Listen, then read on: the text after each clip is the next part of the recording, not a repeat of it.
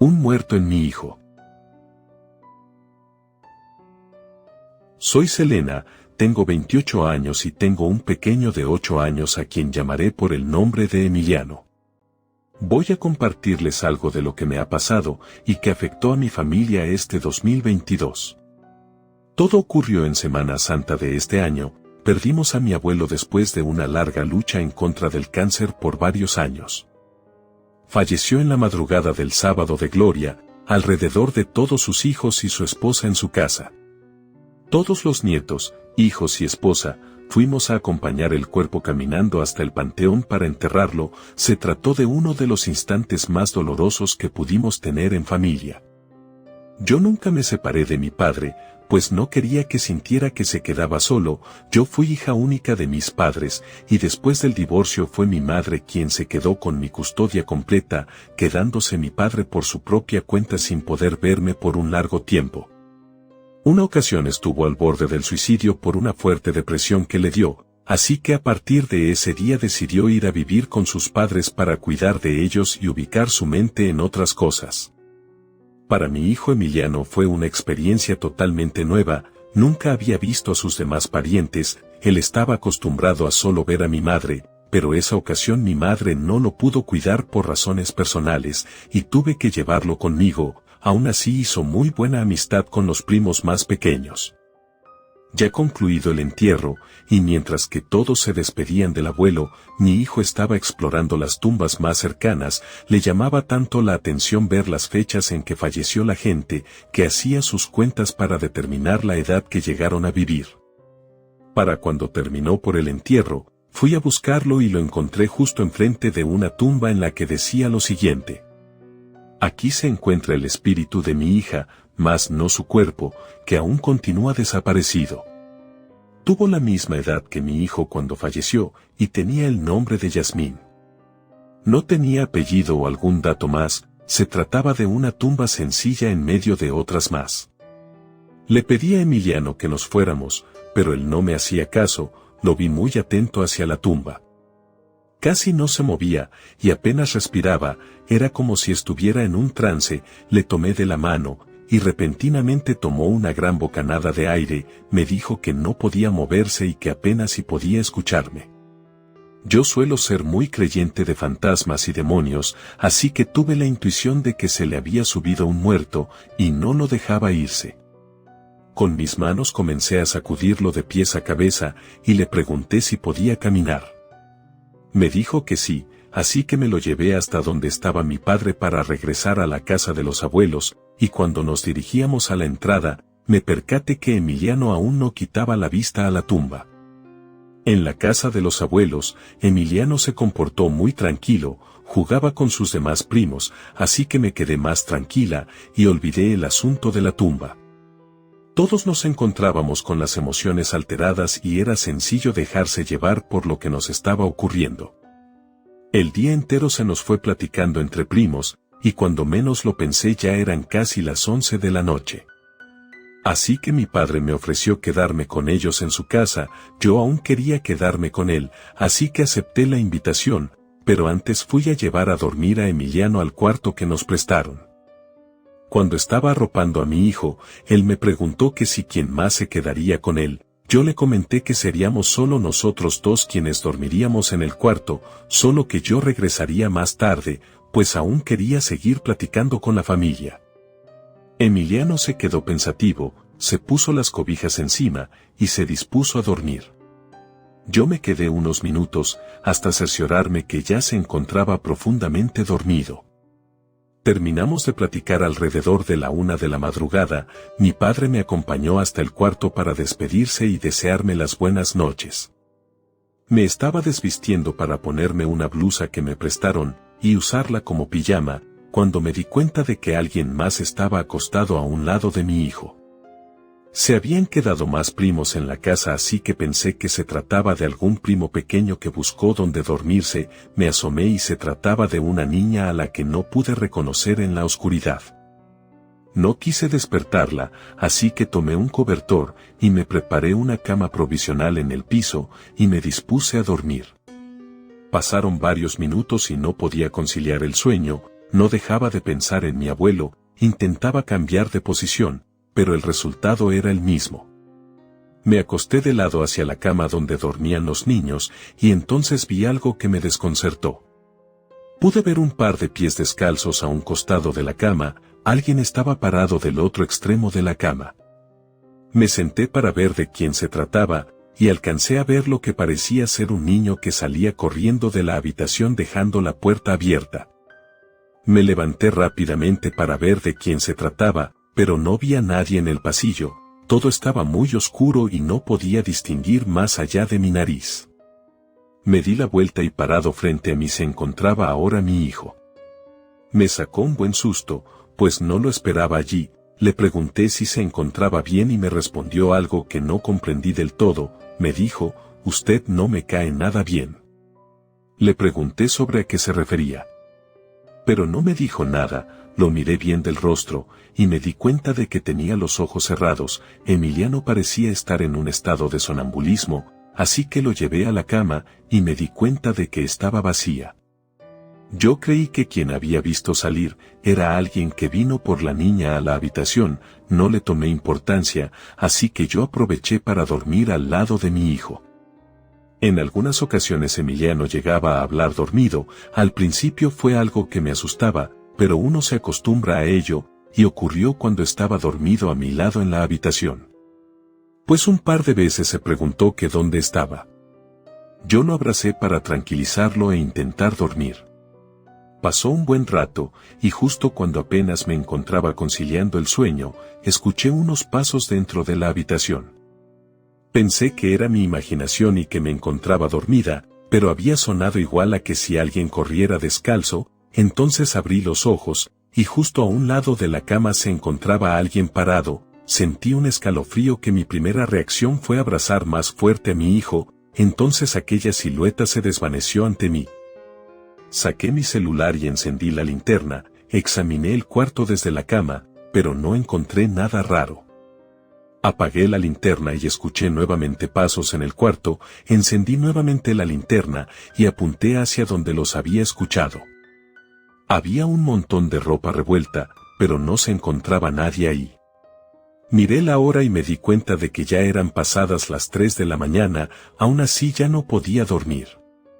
Me sentía con los nervios destrozados aún por lo de mi abuelo, así que pensé que estaba imaginando cosas y que quizás solo tenía que tranquilizarme. Cubrí el rostro de mi hijo con los cobertores, pues mi intención era prender la luz de la habitación, y en cuanto puse un pie fuera de la cama, y por debajo de ella sentí que alguien me agarraba los pies, y me jalaba debajo de ella. Me caí al piso, estaban agarrándome de ambas piernas y metiéndome por debajo de la cama. Comencé a gritar por ayuda, pero por más que forcejeaba, lo que estuviera por debajo de ella tenía mucha fuerza, la mitad de mi cuerpo ya se encontraba casi debajo de la cama, así que con los brazos hice resistencia, continué gritando, pero nadie parecía escucharme, y aquello me jaló con más fuerza, que mi pecho ya se cubría por la cama, solo quedaban mis brazos y mi cabeza por fuera, cuando alguien encendió la luz de la habitación. Se trataba de mi padre, quien corrió a ayudarme, y con un fuerte tirón logró sacarme de ahí. Mi padre rápidamente miró por debajo de la cama, pero no había nada. Me preguntó qué me sucedió, pero yo aún continuaba llorando sin poder decir nada. A los pocos minutos llegaron un par de tíos y mi abuela también. Mi padre me comentó que en esa habitación jamás sucedió algo así de raro, y si de algo servía él se quedaría a hacerme compañía. No comprendía qué sucedió, miré mis pies y piernas, se encontraban arañadas y con moretones, además de que tenía un poco de sangre en ellas.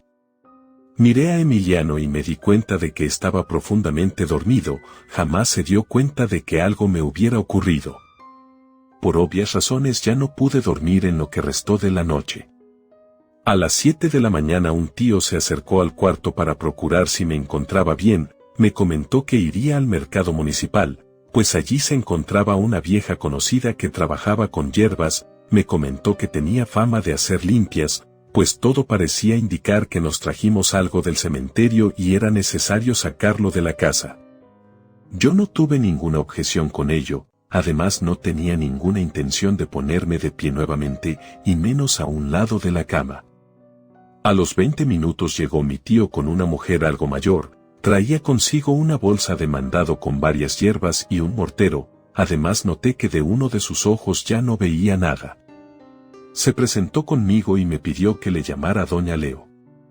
Examinó la habitación, e incluso miró por debajo de la cama, y con mi hijo se mantuvo por un buen rato observándolo. Me preguntó si el niño aún no se despertó con tanto ruido. Yo le comenté que Emiliano tenía el sueño muy pesado y no era fácil levantarlo para ir a la escuela, pero esto no parecía convencer a doña Leo. Entonces ella nos dijo que al parecer el niño tenía a un muerto dentro y no lo dejaba despertar. Doña Leo lo sacudió para levantarlo, pero Emiliano no reaccionó. No pude contener las lágrimas y me apresuré para abrazar a mi hijo, pero mi padre me pidió que la dejara trabajar a ella. Doña Leo sacó su mortero y metió algunas hierbas dentro, le pidió a mi tío que le ayudara a pasarle las cosas, y mientras mezclaba todo, un olor extraño se impregnó en la habitación. Nos dimos cuenta de que de pronto Emiliano se comenzó a quejar, pues parecía que este olor le molestaba. Doña Leo nos comentaba que eso era lo que esperaba que ocurriera, el muerto que traía dentro ya se estaba molestando. Le pidió una flor de cempasúchil a mi tío, y cuando mezcló algunos pétalos con las hierbas que tenía ya revueltas, Emiliano se despertó de golpe y se quedó sentado en la cama. Todos lo observábamos en silencio. Doña Leo nos pidió que no nos acercáramos a él hasta que ella lo indicara. El rostro de Emiliano no parecía ser el mismo, se le notaba confundido y desorientado, se miró ambas manos y se llevó las manos a la cabeza y nos miró a mi padre y a mí. Doña Leo aprovechó para acercarse a Emiliano sin que se diera cuenta y le sostuvo la cabeza para abrirle la boca y meterle hasta la garganta los dedos embarrados del preparado que hizo en el mortero. Yo me levanté para detenerla, pero mi padre insistía en que la dejara trabajar, me repetía que esa mujer sabía lo que hacía y que la dejara terminar. Mi hijo se echó de espaldas a la cama y su cuerpo se mantuvo arqueado, y por varios segundos se mantuvo duro. Doña Leo se quitó de la cama y nos dijo rápidamente que lo sostuviéramos. Yo lo agarré de un brazo y mi padre del otro, mientras que mi tío lo detuvo de las piernas. Su cuerpo se relajó y quedó recostado sobre la cama. Doña Leo nos dijo que no lo soltáramos, pues ya se venía lo feo. Entonces el cuerpo de Emiliano se empezó a sacudir igual que si le dieran convulsiones, sus ojos se abrieron y me miraron. Me dio bastante miedo ver cómo sufría, así que yo cerré los ojos para no verlo, y en unos segundos todo se tranquilizó. Emiliano comenzó a respirar tranquilamente y se encontraba empapado en sudor. Doña Leo satisfecha nos comentó que el niño ya estaba mejor, pero aún quedaba el espíritu del muerto en la habitación. Se acercó a las ventanas y las abrió por completo al igual que la puerta, encendió un poco de incienso, y se puso a orar. En eso Emiliano despertó, y me preguntó si todo estaba en orden, pues me veía que yo estaba llorando. Miré su rostro y me di cuenta de que si se trataba de él, lo abracé, pero se retiró de mí rápidamente para decirme que su amiga ya se estaba yendo. Apuntó hacia la puerta, pero nosotros no veíamos nada. No obstante, doña Leo miraba atentamente también hacia la puerta, se acercó a ella y dijo en voz alta: «Vete a descansar en paz, pequeña, más tarde te llevaremos luz». Fueron segundos los que pasaron para que el ambiente se sintiera menos frío y más ligero, parecía ser que todo terminaba ahí. Doña Leo nos comentó que para terminar por completo el ritual, era necesario llevarle luz a la tumba de una niña que se llamaba Yasmín. Yo recordé la tumba a la que Emiliano le estuvo prestando atención. Le agradecí por todo su apoyo y le quise pagar por sus servicios, pero se negó en recibirme el dinero. Me mencionó que era un placer ayudar siempre a la familia y sentía mucha lástima de no haber podido ayudar a mi abuelo en sus últimos instantes de vida. Mi padre me platicó que ellos frecuentaban a doña Leo por indicaciones de su padre, incluso tenían la idea de que gracias a los preparados de esa señora, la vida de mi abuelo se prolongó. Por la tarde, cuando ya todo estaba más tranquilo, asistimos al panteón en compañía de mi padre. Traíamos con nosotros varias veladoras y las colocamos sobre la tumba de Yasmín. Aprovechamos para despedirnos del abuelo nuevamente y nos retiramos de allí antes de que pasara algo más. Ya pasaron varios meses y Emiliano no ha vuelto a pasar por algo así otra vez, y cuando le pregunto si él recuerda algo, me dice que no, pero sí me menciona que tuvo un sueño donde se escondía junto con una niña y que una anciana la estaba buscando para sacarla de su escondite.